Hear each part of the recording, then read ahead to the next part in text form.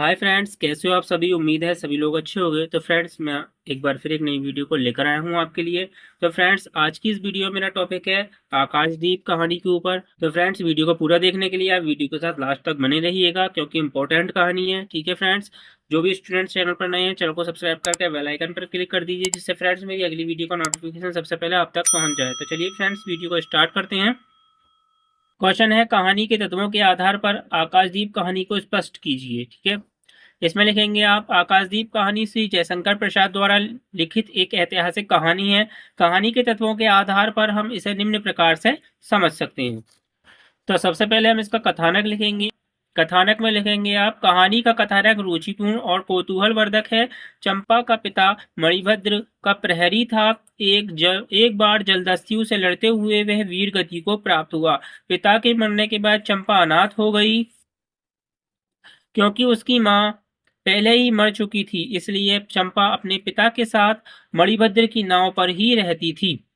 चंपा को अकेला जानकर मणिभद्र ने उसे अपनी वासना का शिकार बनाना चाहा। जब वह अपने मकसद में कामयाब नहीं हुआ तो चंपा को बंदी बनाकर उसी जगह रख दिया जहां जलदस्यु बुद्धगुप्त बंदी था। वहां चंपा और बुद्धगुप्त का आलिंगन होता है।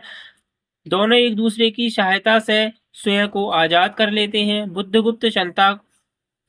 बुद्धगुप्त चंपा को लेकर एक नए द्वीप पर पहुंचता है। वह उस द्वीप का नाम चंपा द्वीप रख देता है, और उस द्वीप से वह जावा, सुमात्रा, बाली आदि द्वीपों पर व्यापार करने लगा। बुद्धगुप्त चंपा के समक्ष अपने प्रेम को भी व्यक्त करता है। तब चंपा उससे विवाह करने के लिए मना कर देती है और कहती है कि तुम मेरे पिता के हत्यारे हो महानाविक, मैं तुमसे विवाह नहीं कर सकती। जलदस्यु बुद्धगुप्त कहता है कि चंपा, मैं तुम्हारे पिता का हत्यारा नहीं हूँ, वह किसी दूसरे जलदस्यु के प्रहार से मारे गए थे।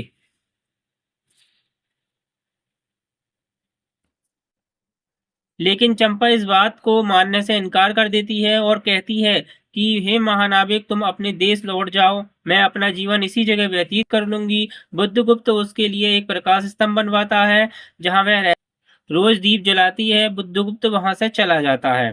ठीक है, उसके लिए प्रकाश स्तंभ बनवाकर बुद्धगुप्त वहां से चला जाता है।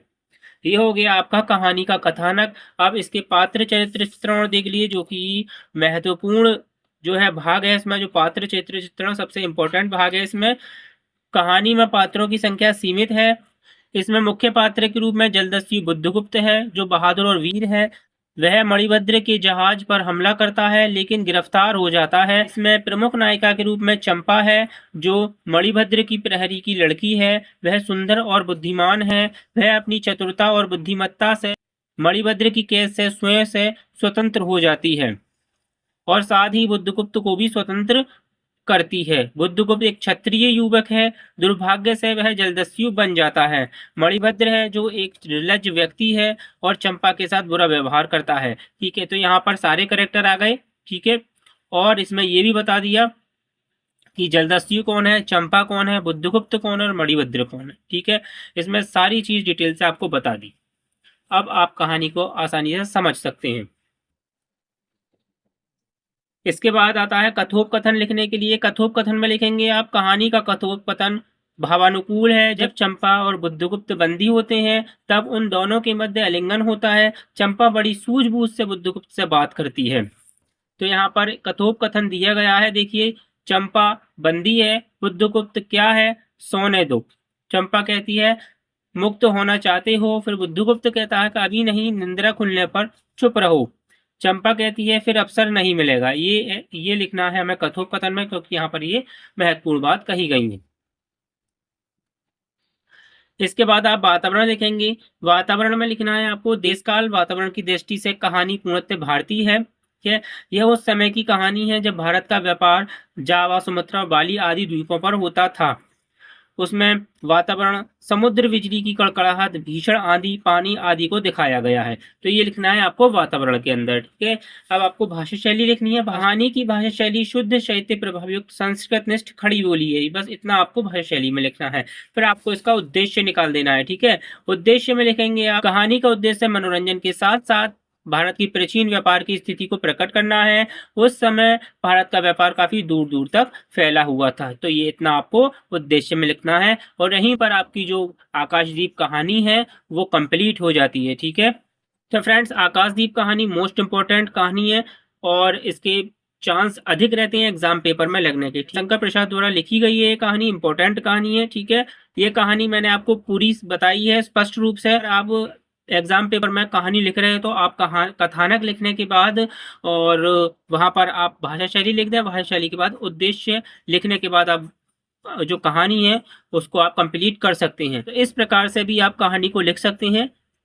ठीक है, मैंने दोनों ही तरीके से आपको बता दिया है। जो जो स्टूडेंट्स कहानी को पूरा लिखना चाहते हैं वो पूरी लिख सकते हैं और जो स्टूडेंट्स कहानी को शॉर्ट्स में लिखना चाहते हैं तो आप कथानक लिखिए। कथानक लिखने के बाद भाषा लिखने के बाद आप उद्देश्य लिखकर कहानी को कंप्लीट कर दीजिए। ठीक है, तो उम्मीद है फ्रेंड्स मेरी वीडियो आपको अच्छी लगी होगी। वीडियो अच्छी लगी हो तो फ्रेंड्स लाइक शेयर कमेंट जरूर कीजिए। फिर मिलते हैं एक नेक्स्ट वीडियो में नेक्स्ट टॉपिक के साथ। तब तक के लिए फ्रेंड्स जय हिंद जय भारत।